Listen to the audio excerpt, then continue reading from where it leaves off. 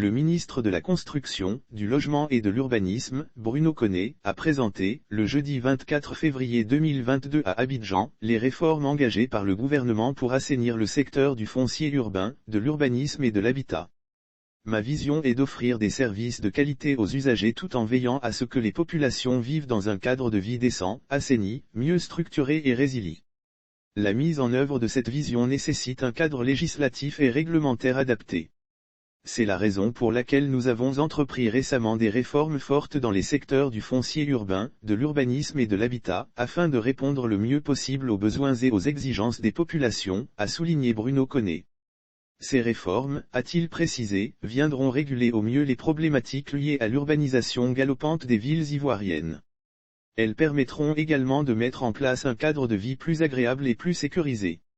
La mise en œuvre de cette vision nécessite un cadre législatif et réglementaire adapté dans le secteur du foncier urbain. Le gouvernement a adopté des textes en lien avec le système intégré de gestion du foncier urbain, SIGFU, ainsi qu'un décret portant mise en œuvre du projet de délimitation des territoires des villages du Grand Abidjan, etc.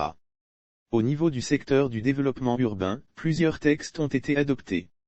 À savoir, un décret portant organisation des procédures d'élaboration, d'approbation et d'application des plans de lotissement.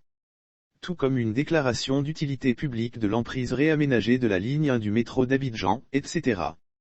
L'habitat en Côte d'Ivoire sur les réformes concernant le secteur de l'habitat, il s'agit d'un décret portant transformation de la SICOGI en une société d'État dénommée Agence nationale de l'habitat, en abrégé ANAH. Ainsi que plusieurs autres réformes concernant le secteur de l'habitat, notamment celui du logement social. Lire aussi coopération économique réalisation de logements sociaux, la BADEA va soutenir la Côte d'Ivoire, des ressources conséquentes annoncées en complément, l'État a décidé de mettre en place une parafiscalité sur un nombre limité de matériaux de construction, le ciment, le fer à béton et le marbre.